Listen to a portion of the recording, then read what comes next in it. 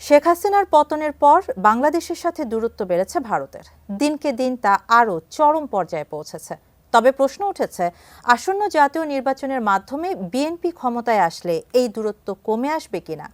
এবার সেই বিষয়েই সংবাদ মাধ্যম বিবিসির সাথে কথা বলেছেন দলটির মহাসচিব মির্জা ফখরুল ইসলাম আলমগীর। বিস্তারিত জানাচ্ছেন আরিফ হাসান।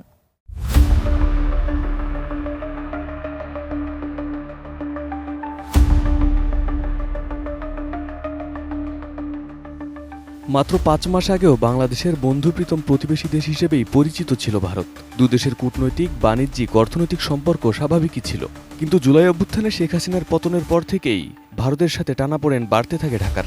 সংখ্যালঘু নির্যাতন ইস্যুতে কথিত উদ্বেগ, মিথ্যাচার, সীমান্তে উত্তেজনা সৃষ্টিসহ বাংলাদেশে একের পর এক অস্থিরতা সৃষ্টির অভিযোগ রয়েছে ভারতের বিরুদ্ধে, যার ফলে ইতিহাসের চরম তিক্ততায় পৌঁছেছে দুদেশের সম্পর্ক। কেসারেন শেকড় থেকে শিখরে। দেশের রাজনৈতিক পট পরিবর্তনের ৫ মাস পেরিয়ে গেলেও ঢাকা দিল্লির সম্পর্ক উন্নয়নের কোনো আশঙ্কা দেখা যাচ্ছে না। একের পর এক ইস্যুতে উত্তেজনা ক্রমশ বাড়ছেই। এমন অবস্থায় প্রশ্ন উঠেছে, আসন্ন জাতীয় নির্বাচনের মাধ্যমে বিএনপি সরকারে আসলে ভারতের সাথে সম্পর্ক উন্নয়ন হবে কিনা। এ বিষয়ে সম্প্রতি সংবাদ মাধ্যম বিবিসিকে সাক্ষাৎকার দিয়েছেন দলটির মহাসচিব মির্জা ফখরুল ইসলাম আলমগীর।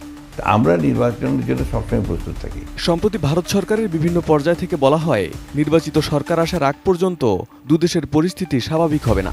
বিএনপির এই নেতার কাছে বিবিসি জানতে চায়, ভারতের সঙ্গে সম্পর্ক নিয়ে বিএনপির দলীয় অবস্থান কি। বাংলাদেশের সাথে ভারতের সম্পর্কে একটা অবনতি দেখা গেছে।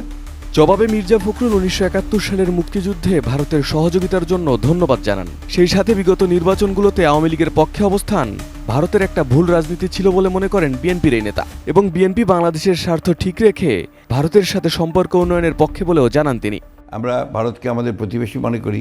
৭১ সালের যুদ্ধে আমাদের সহযোগিতা করেছে, সেই জন্য আমরা তাদের ধন্যবাদ জানাই।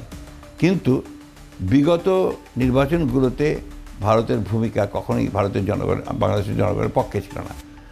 বিগত নির্বাচনগুলিতে ভারত অত্যন্ত দুঃখজনকভাবে যে পতিত আওয়ামী লীগ সরকার, যে ফ্যাসিস্ট সরকার ছিল, তার পক্ষ অবলম্বন করেছিল, যেটা আমরা মনে করি যে ভারতের একটা ভুল রাজনীতি হয়েছে।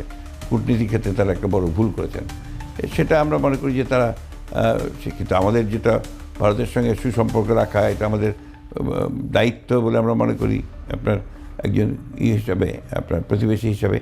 কখনোই আমার স্বার্থকে বিপন্ন করে নয়, আমার স্বার্থ পুরোপুরি ঠিক রেখে আমার তার সঙ্গে যতটুকু আপনার সম্পর্ক রাখা দরকার ততটুকুই সম্পর্ক রাখার পক্ষে আমরা।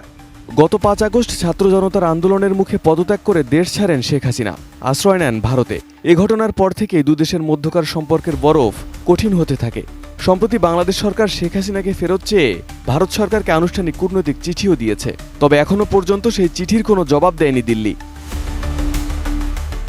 Arif Hasan, ATN news.